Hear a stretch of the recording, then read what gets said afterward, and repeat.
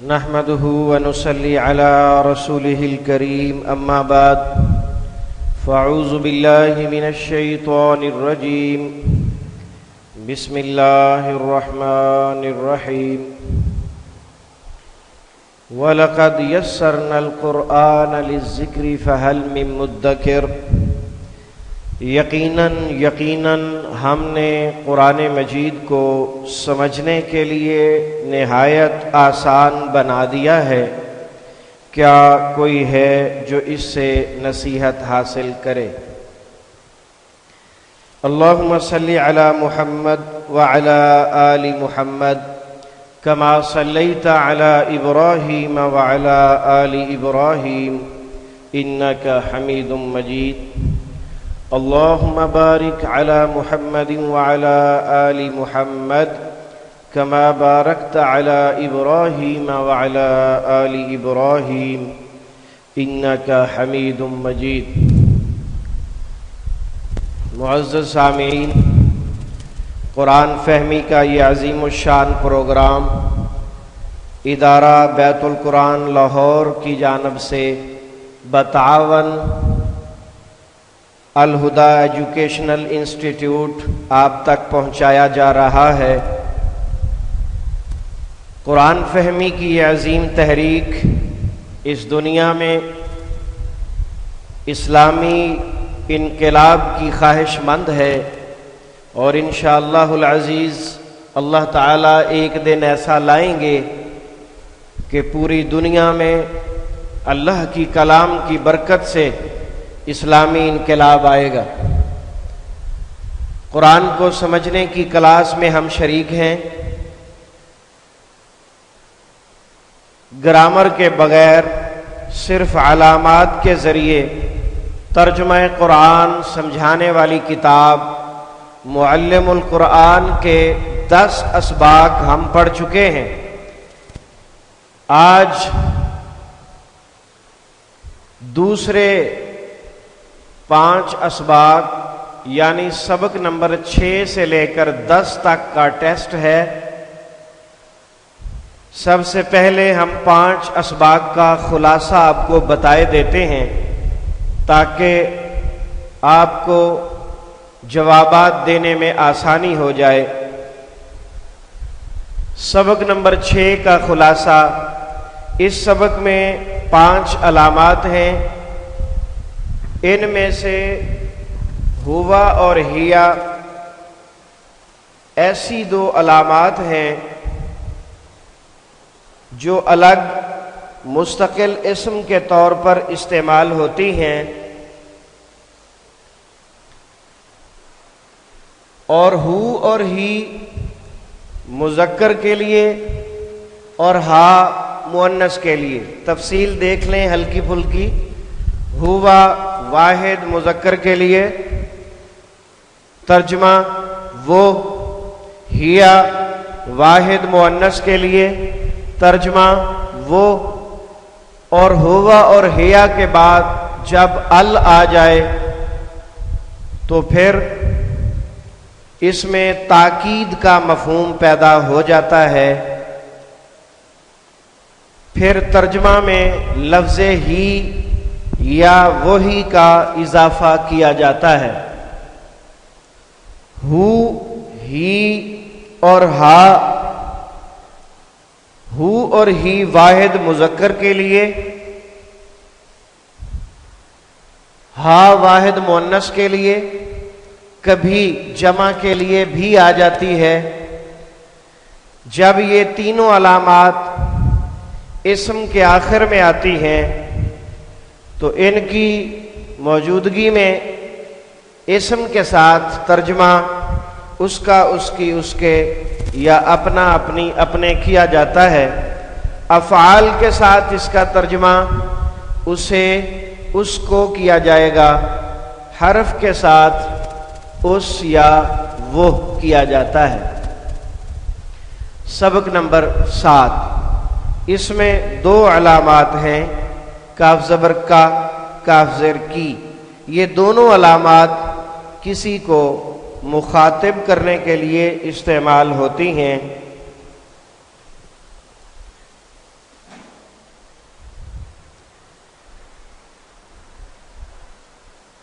काफ ज़बर का वाहिद मुज़क्कर के लिए, काफ ज़ेर की वाहिद मुअन्नस के लिए, इन दोनों का तर्जमा इस्म के साथ तेरा, तेरी, तेरे या अपना, अपनी, अपने किया जाता है। फेल के साथ तुझे, आपको, आपसे वगैरह। हर्फ के साथ तू, तुझ, तेरी। जब काफ ज़बर का इस्म के शुरू में आ जाए तो इसमें तशबीह का मफ़हूम पाया जाता है, जिसका तर्जमा मिसल, मानद, की तरह, जैसे वगैरह किया जाएगा। सबक नंबर 8, इसमें 3 अलामात हैं, हुमा, कुमा, तुमा। हुमा, हु, ही के बाद दो के लिए इस्तेमाल होगी, तर्जमा वो दोनों, उन दोनों। कुमा का और की के बाद दो के लिए इस्तेमाल होगी, तर्जमा तुम दोनों। तुमा, ता और ती के बाद तुमा, तर्जमा तुम दोनों। सबक नंबर 9 का खुलासा, हुम, कुम, तुम। ये तीनों अलामतें जमा के लिए होती हैं। इनमें से हुम अलग भी इस्तेमाल होता है, तर्जमा वो सब करेंगे। और जब ये मिलकर आएगा तो इस्म के साथ तर्जमा, चूंकि हु और ही की जमा है तो उसकी बजाय उन आ जाएगा। उनका, उनकी, उनके या अपना, अपनी, अपने। अफ़आल के साथ तर्जमा उन्हें या उनको, हर्फ के साथ उन सब या वो सब। हुम के बाद भी अल आ जाया करता है, इसमें भी ताकीद का मफहूम पैदा होता है। इसका तर्जमा भी ही किया जाएगा। दूसरी अलामत है कुम।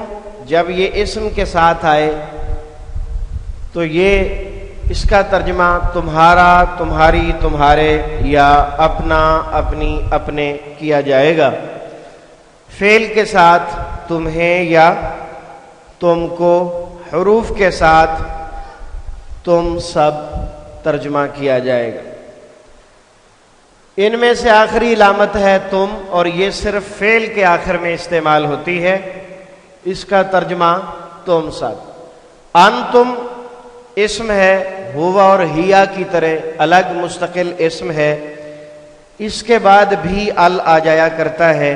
ये भी बात में ताकीद पैदा करने के लिए होता है। इसका तर्जमा भी ही किया जाएगा।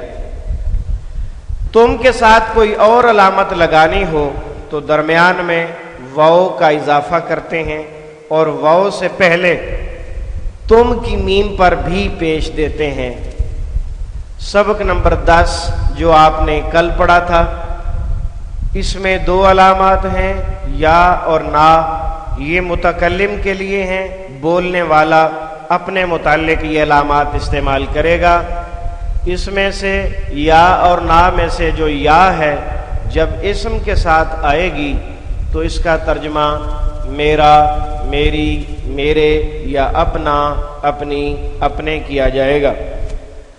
और फेल के साथ फेल और या के दरमियान नून ज़ेर नी का इजाफा भी होगा, और इस इजाफे के साथ साथ इसका तर्जमा मुझे किया जाएगा। हुरूफ के साथ मैं, मुझ, मेरी, मेरे वगैरह होगा। ना, या की जमा है ना, मेरे की बजाय हमारा हो जाएगा। इस्म के साथ हमारा, हमारी, हमारे या अपना, अपनी, अपने। फेल के साथ अगर ना से पहले जज्म है तो तर्जमा हमने, ना से पहले ज़बर या ज़ेर है तो तर्जमा हमें। हर्फ के साथ हम या हमारी। सबक मुकम्मल हो चुका। पिछले 5 असबाग का खुलासा आप सुन चुके। اب سوالات کے جوابات دینے کے لیے اپنے آپ کو تیار فرما لیں۔ بسم اللہ پڑھتے ہیں۔ یہ ٹیسٹ سبق نمبر 6 سے 10 تک مشتمل ہوگا۔ سوال نمبر 1، مختصر جواب دیں۔ ہوا اور ہیا کے مفہوم میں کیا فرق ہے اور ان دونوں کا ترجمہ کیا ہے؟ جی بیٹا۔ ہوا واحد مذکر کے لیے اور ہیا واحد مؤنث کے لیے، اور ان دونوں کا ترجمہ وہ ہوتا ہے۔ شاباش بیٹا، تشریف رکھیں۔ اس کے بعد دوسرا سوال ہے، ہوا اور ہیا کے بعد ال آ جائے تو اس اسم میں کیا مفہوم ہوتا ہے؟ جی بیٹا بتائیں۔ اس میں تاکید کا مفہوم ہوتا ہے۔ شاباش، تشریف رکھیں۔ اس میں بات میں زور پیدا ہو جاتا ہے اور اسے آپ تاکید بھی کہہ سکتے ہیں۔ بات میں زور پیدا ہو جاتا ہے یا تاکید پیدا ہو جاتی ہے، ایک ہی بات کو دو انداز میں کہا گیا ہے اور اس کا ترجمہ ہی کیا جاتا ہے۔ ہو اور ہی اگر اسم کے آخر میں ہو تو ترجمہ کیا کیا جائے گا؟ ہو اور ہی اسم کے آخر میں۔ جی بیٹا بتائیں۔ شاباش، اس کا، اس کی، اس کے، یا اپنا، اپنی، اپنے۔ ہو اور ہی فعل کے آخر میں ہو تو ترجمہ کیا ہوگا؟ اسے، اس کو۔ ہو اور ہی کو اگلے لفظ سے ملاتے ہوئے کیا تبدیلی آتی ہے؟ جی بیٹا آپ بتائیں۔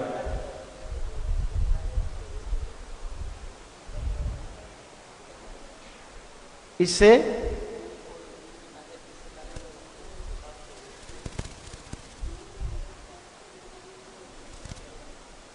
پیش، جو الٹا پیش ہوتا ہے اسے صرف پیش، کھڑی زیر کو صرف زیر سے بدلتے ہیں۔ بیٹھیں بیٹا۔ ہو اور ہی کو اگلے لفظ سے ملاتے ہوئے کیا تبدیلی ہوتی ہے؟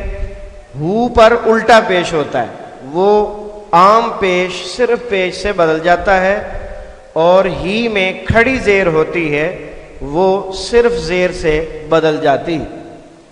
من ہو میں ہو کی بجائے ہو کیوں آیا ہے؟ من ہو، ہم نے تو ہو پڑھا نا الٹے پیش کے ساتھ، لیکن من ہو جیسے لکھا ہوا ہے صرف پیش کے ساتھ، یہاں صرف پیش کیوں آیا ہے؟ بتاؤ بیٹا، کھڑے ہو کے بتاؤ، پتہ چلے۔ اس کو اگلے لفظ سے ملانے کے لیے اس پر الٹے پیش کو صرف پیش سے تبدیل کیا گیا ہے۔ شاباش۔ اور ایک جواب اس کا یہ ہے، پڑھنے میں آسانی پیدا کرنے کے لیے۔ علیہ میں ہی کی بجائے ہی کیوں آیا ہے؟ علیہ میں ہی کھڑی زیر کی بجائے صرف زیر کیوں آئی ہے؟ جی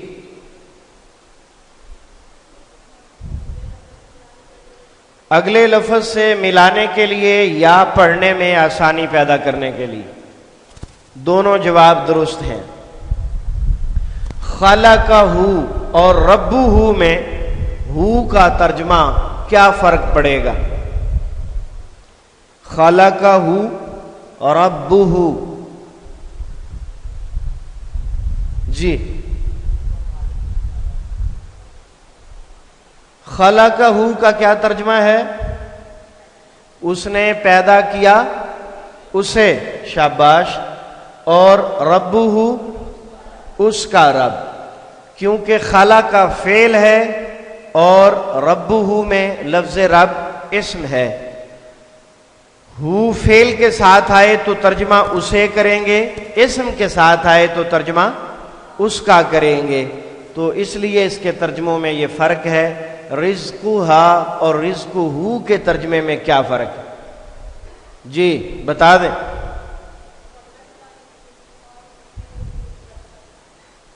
رزقہا مؤنث کے لیے ہے اور رزقہو مذکر کے لیے ہے، ترجمہ تقریباً دونوں کا ایک ہی ہے۔ شاباش، تشریف رکھیں۔ हम का तर्जमा अपना अपनी अपने कब किया जाता है?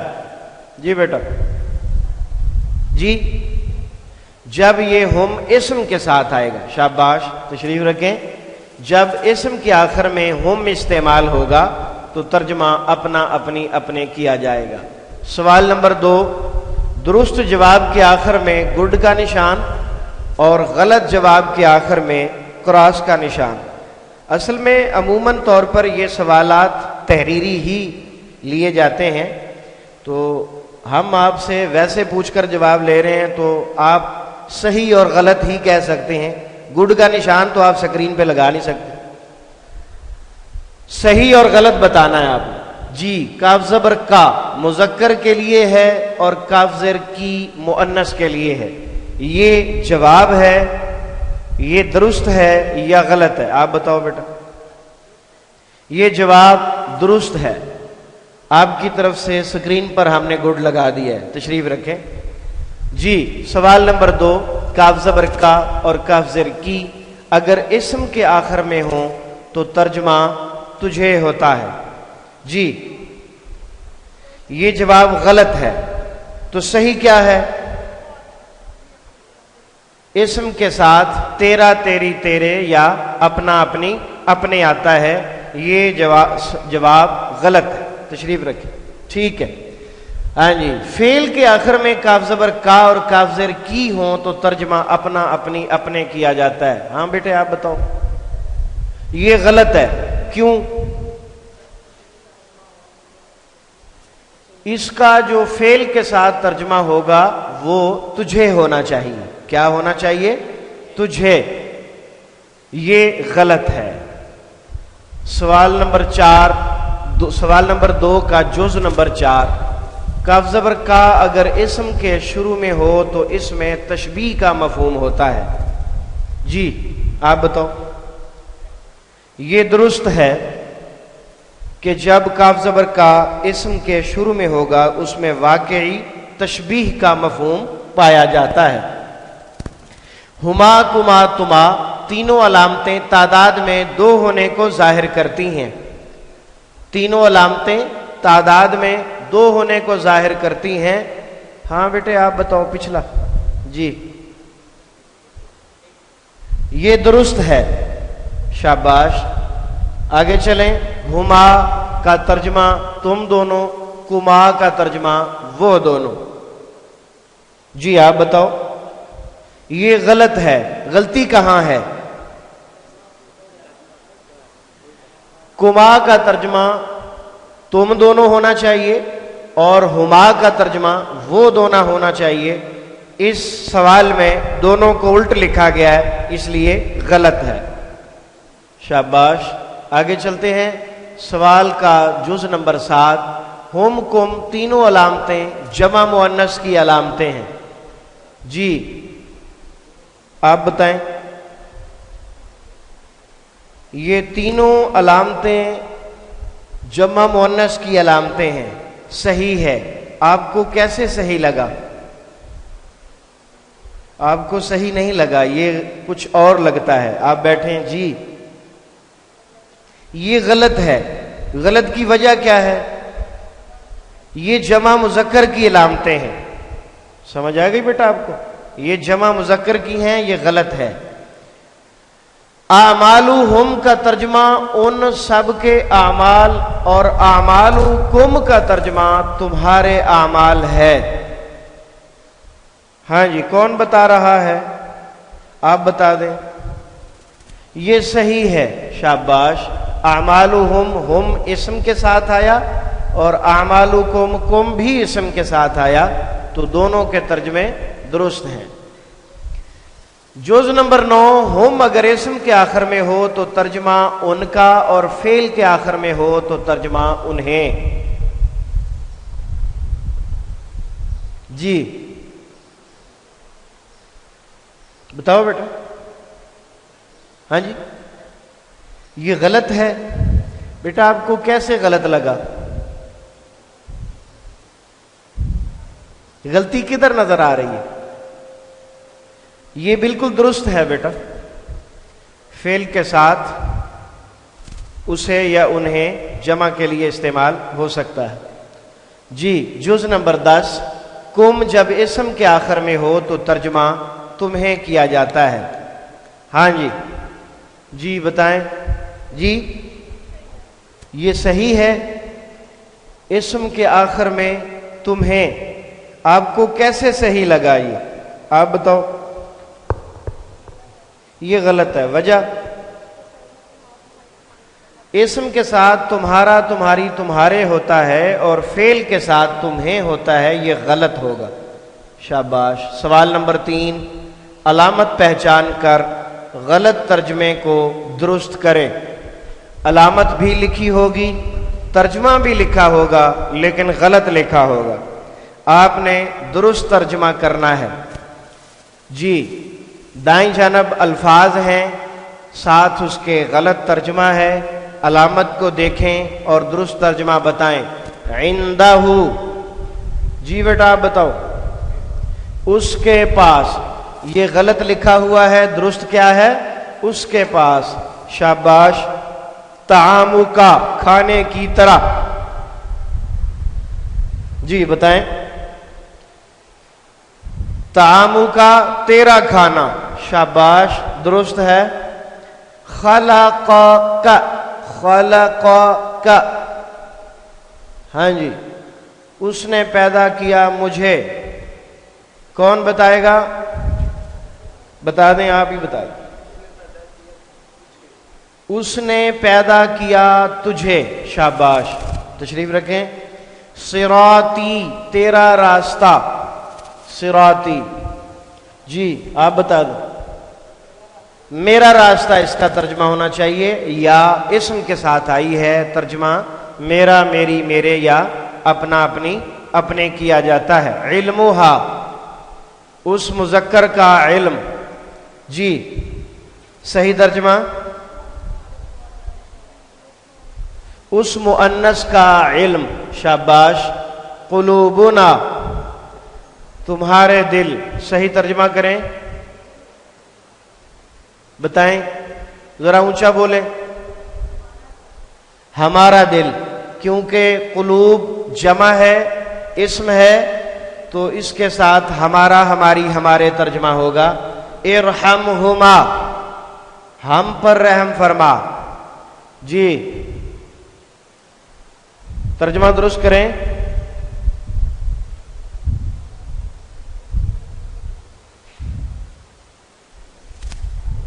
بولو۔ ان دونوں پر رحم فرما، شاباش، بالکل ٹھیک ہے۔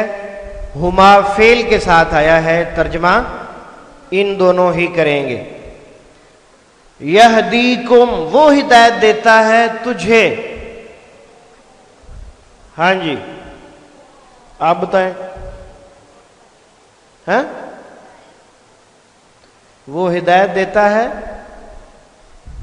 نہیں آپ کو یاد نہیں ہے، ہاں وہ ہدایت دیتا ہے تمہیں، کم فعل کے ساتھ ہے، تم سب کو درست ہے، غلط نہیں ہے، وہ بھی درست ہے، دو ترجمے ہیں نا، تمہیں اور تم کو، ٹھیک ہے۔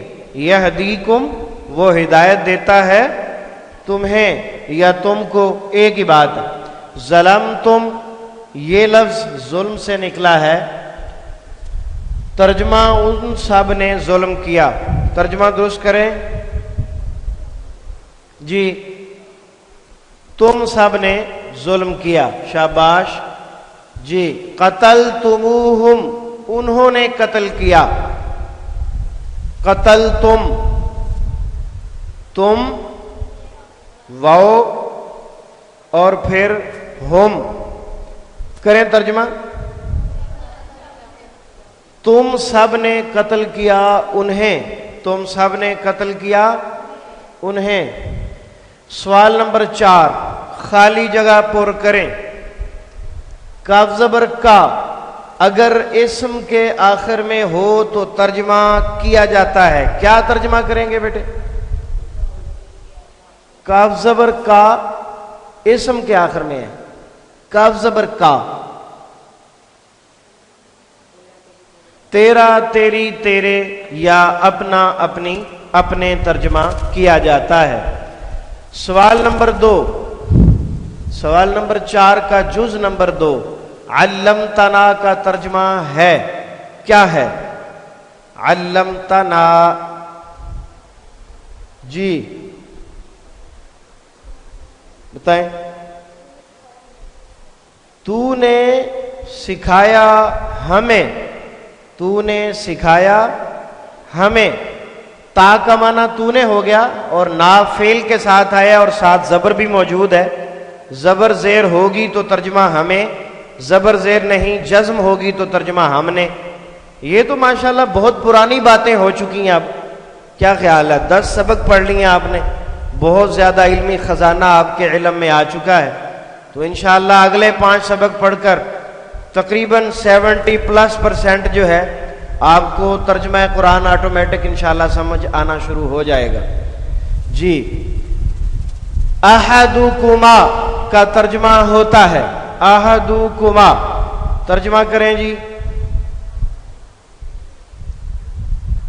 احدکما، جی آپ بتائیں۔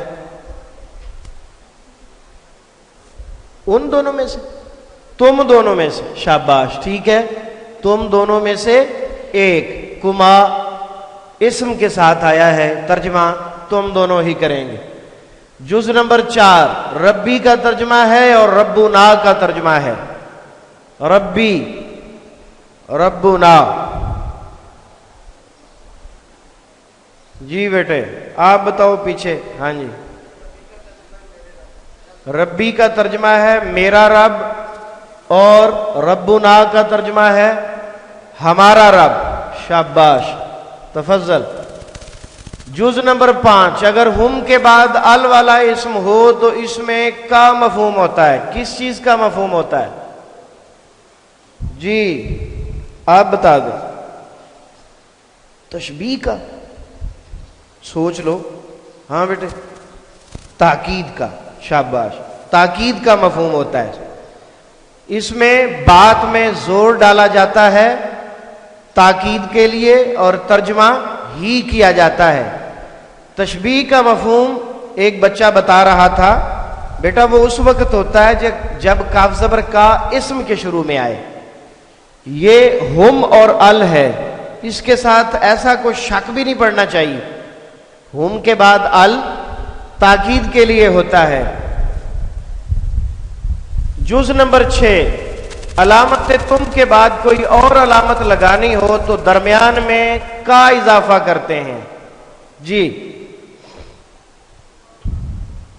واو کا اضافہ کرتے ہیں، شاباش، ٹھیک ہے جی، درمیان میں واو کا اضافہ کریں گے۔ جز نمبر 7 فعل کے ساتھ علامت یا لگانے کی ضرورت ہو تو فعل اور یا کے درمیان کا اضافہ کرتے ہیں، جی نون زیر نی کا اضافہ کرتے ہیں، شاباش۔ جز نمبر 8 نا اگر فعل کے آخر میں ہو تو اس سے پہلے جزم ہو تو اس کا ترجمہ کیا جاتا ہے۔ نا سے پہلے فعل اور فعل اس میں نا سے پہلے جزم ہو تو ترجمہ، ہاں جی کیا؟ ہم نے، شاباش۔ جز نمبر 9 اگر نا اسم کے آخر میں ہو تو اس کا ترجمہ ہمارا، ہماری، ہمارے یا اپنا، اپنی، اپنے کیا جاتا ہے۔ جز نمبر 10 نا فعل کے آخر میں ہو، اس سے پہلے زبر یا زیر ہو تو پھر کیا ترجمہ ہوگا؟ ہمیں، پھر کیا ترجمہ ہوگا؟ ہمیں۔ الحمدللہ ٹیسٹ نمبر 2 مکمل ہوا۔ سبق نمبر 6 سے لے کر 10 تک آپ سے سوالات کیے گئے، ماشاءاللہ بڑی خوشی ہوئی، بچوں نے بڑے اچھے اور مناسب جواب دیے ہیں۔ 1-2 غلطیاں قابل قبول ہوتی ہیں، کوئی ایسا مسئلہ نہیں، باقی الحمدللہ بہت اچھے جوابات دیے ہیں۔ اللہ تعالیٰ تمام بچوں کے اور حاضرین مجلس جو قرآن کو سمجھنے کے لیے حاضر ہوئے ہیں، بزرگ ہیں یا خواتین ہیں یا جو نوجوان ہیں، طلباء کے ساتھ سب کے علم عمل میں اللہ تعالیٰ برکت عطا فرمائے۔ سبحانک اللہم و بحمدک اشہد ان لا الہ الا انت استغفرک و اتوب الیک، وآخر دعوانا ان الحمد للہ رب العالمین۔